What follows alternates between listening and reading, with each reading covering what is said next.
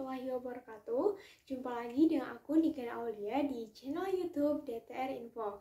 Nah teman-teman semua, pada video kali ini kita masih membahas mengenai apresiasi prosa fiksi pada bagian hubungan antar unsur intrinsik dalam judul cerpen Setahun karya Raditya Dika. Nah, Niken sebelumnya kan udah dibahas nih, kok dibahas lagi? Nah, ini lebih spesifik dan lebih mendalam pembahasan ya teman-teman. Sebelum kita membahas lebih dalam lagi mengenai cerpen yang berjudul Setahun karya Raditya Dika, lebih baik kita mengetahui terlebih dahulu lah seperti apa sih sinopsis cerpen yang berjudul Setahun karya Raditya Dika ini. Nah, cerpen ini menceritakan tentang seorang laki-laki yang bernama Momo yang memiliki seorang pacar bernama Nadia. Pada suatu hari, Nadia ingin mendaki gunung dan Momo tidak mengikuti Nadia dalam pendakian gunung tersebut. Dikarenakan Momo ini memiliki riwayat penyakit jantung sejak lahir. Nah, kemudian dalam perjalanan pendakian menuju ke gunung, Nadia ini pergi terlebih dahulu dari rombongan, sehingga Nadia ini kehilangan arah dan kehilangan jejak dari teman-temannya. Semua tim sudah mencari dan juga teman-teman Nadia sudah mencari Nadia, tetapi Nadia tidak ditemukan. Setahun kemudian, Momo menceritakan bahwa dia selalu mengingat kisah-kisah indahnya bersama. Bagaimana dia belum move on dari Nadia, bagaimana dia selalu mengunjungi tempat favorit antara Momo dengan Nadia, bagaimana Momo ini selalu mengunjungi ujung jalan rumah Nadia yang selalu menjadi tempat mereka berbincang dan bertukar saling informasi dan bertukar pikiran. Nah, kemudian Momo juga menceritakan pada saat dia di ujung jalan rumah Nadia, dia menemukan seekor kucing yang kurus kering dan tidak memiliki semangat untuk hidup. Dan ketika melihat kucing itu, Momo tertarik untuk membawanya pulang dan merawatnya. Seminggu kemudian, kucing ini memiliki semangat lagi untuk hidup dan menjalani kehidupan. Kucing ini bernama Awan, sesuai dengan pemberian yang diberikan oleh Momo. Kenapa Awan? Karena ketika Momo dan Nadia berbincang di ujung jalan rumahnya, mereka melihat sebuah awan yang mirip dengan kucing tersebut. Nah, kemudian Momo juga menceritakan bagaimana pada akhirnya dia bertemu dengan Ibu Nadia yang keluar tiba-tiba dari rumah, sehingga Ibu Nadia memanggil Momo dan mengajak Momo untuk minum teh sebentar. Perbincangan antara Mama Nadia dengan Momo itu berisikan tentang bagaimana Mama Nadia itu memberikan semangat kepada Momo untuk lebih bersemangat lagi dan harus move on dari masa lalu. Karena bagaimanapun, seberapapun kondisi hidup kita, seberapapun masalah hidup kita, hidup akan terus berlanjut dan kita harus semangat dalam menjalaninya. Jika Momo bisa memberikan semangat dalam kehidupan baru pada seekor kucing, kenapa tidak Momo memiliki semangat untuk hidupnya yang lebih cerah lagi di masa depan. Nah, hubungan unsur intrinsik pada cerpen Setahun karya Raditya Dika ini yang akan kita bahas yaitu mengenai tokoh dan penokohan dengan latar. Kenapa tokoh dan penokohan dengan latar kan? Karena tokoh ini berkaitan dengan latar, di mana latar ini bisa membentuk suatu karakter seseorang dan kemudian ada sifat baru yang dia miliki jika berada pada suatu tempat tersebut dengan suasana hati yang baru. Nah, teman-teman semua, jika teman-teman penasaran, mari kita cek video selanjutnya. Hubungan antara tokoh dan penokohan dengan latar yang dikemukakan oleh Nurgiantoro pada tahun 2002 pada halaman 225. Antara latar dan penokohan mempunyai hubungan yang erat dan bersifat timbal balik. Sifat-sifat latar dalam banyak hal akan memengaruhi sifat-sifat tokoh. Bahkan barangkali tak berlebihan jika dikatakan bahwa sifat seseorang akan dibentuk oleh keadaan latarnya. Hal ini akan tercermin misalnya orang-orang desa di pedalaman akan berbeda dengan sifat-sifat orang kota. Cara berpikir orang desa lain dengan orang kota. Tokoh di dalam cerpen Setahun yang masih bisa dikaitkan dengan latar, yang pertama tokoh Momo, yang kedua tokoh Nadia, dan yang ketiga Ibu Nadia. Hubungan antar tokoh dan penokohan dengan latar, yang pertama Momo yang selalu datang sekali seminggu ke ujung jalan rumah Nadia. Hal ini dapat dibuktikan pada kutipan, "Sudah setahun kamu hilang, tapi aku masih mampir setiap minggu di ujung jalan rumahmu, melihat awan dan memandangi pagar rumahmu. berusaha berpegangan kepada penggalan cerita kita dulu yang semakin hari terasa semakin samar. Nah, di sini dapat kita lihat bahwa latar tempat yaitu ujung jalan rumah Nadia membuat sebuah karakter di dalam diri Momo. Dia menjadi seseorang yang galau dan merasa sedih karena selalu mengingat kenangan-kenangan yang mereka buat di ujung jalan dekat rumah Nadia.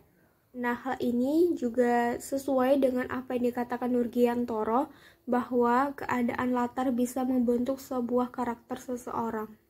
Yang kedua, hubungan antar tokoh dan penokohan dengan latar, yaitu Momo yang datang ke tempat favorit antara Momo dan Nadia. Hal ini dalam kutipan, sudah setahun kamu hilang, tapi aku masih pergi ke tempat favorit kita dulu.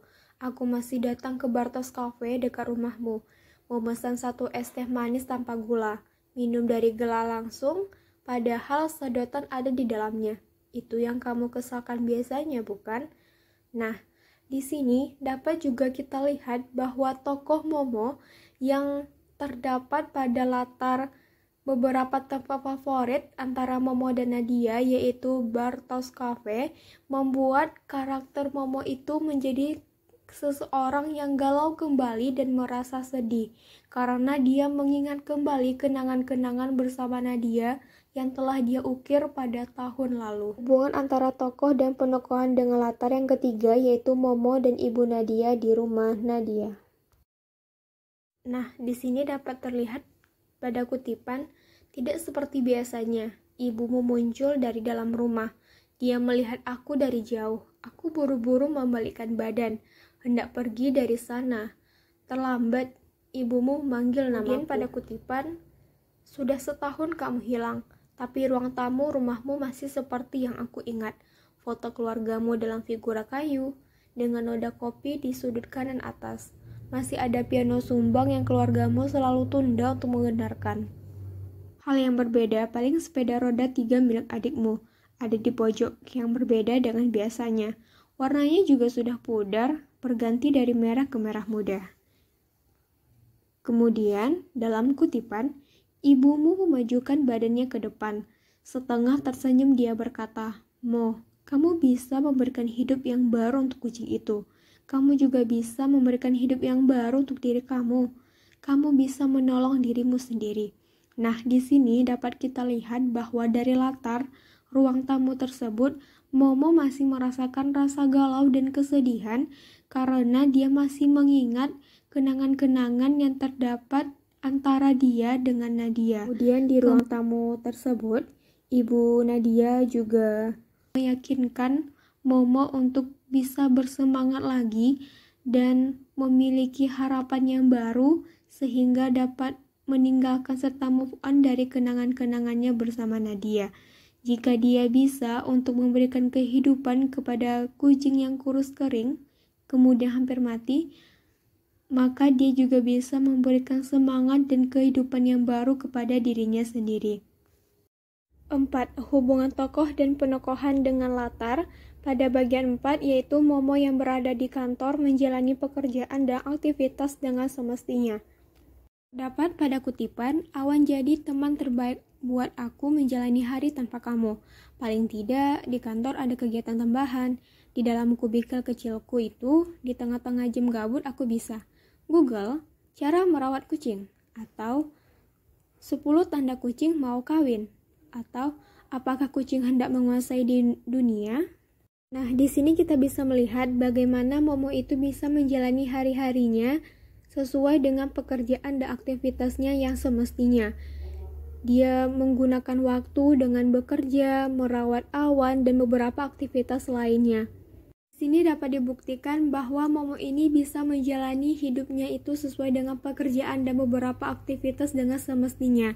Momo adalah orang yang menyenangkan, orang yang sabar, orang yang setia, tetapi ketika Momo datang ke 3 tempat, di mana itu rumah Nadia, di ujung jalan dekat rumah Nadia, dan kafe tempat favorit antara Momo dan Nadia, Momo menjadi berubah karakter, di mana Momo menjadi orang yang pelamun, orang yang suka pendiam, kemudian perasaannya itu menjadi sedih dan galau karena selalu mengingat Nadia dengan 3 tempat tadi. Jadi, kesimpulannya, latar bisa merubah atau membentuk karakter seseorang sesuai dengan perasaan yang ia rasakan di tempat itu. Yang mana hal ini sesuai dengan teori yang diungkapkan oleh Nurgiantoro. Alasan memilih cerpen setahun karena di dalam cerpen ini memiliki gaya bahasa yang sederhana dan mudah dipahami. Kemudian juga memiliki amanat bahwa kita harus tetap menjalani hidup. Walaupun kita memiliki masalah di masa lalu yang belum juga kelar, dan kita tidak boleh larut terus-menerus di dalam kesedihan. Oleh karena itulah Nike menjadi tertarik untuk membahas cerpen setahun karya Raditya Dika ini. Itulah dia hubungan antar unsur intrinsik mengenai tokoh dan penokohan dengan latar yang dikaji lebih dalam dan lebih spesifik lagi. Nah, Nike mohon maaf jika terdapat kesalahan dan kekurangan. Semoga video ini bermanfaat untuk kita semua. Nike tutup dengan wassalamualaikum warahmatullahi wabarakatuh dan see you next time.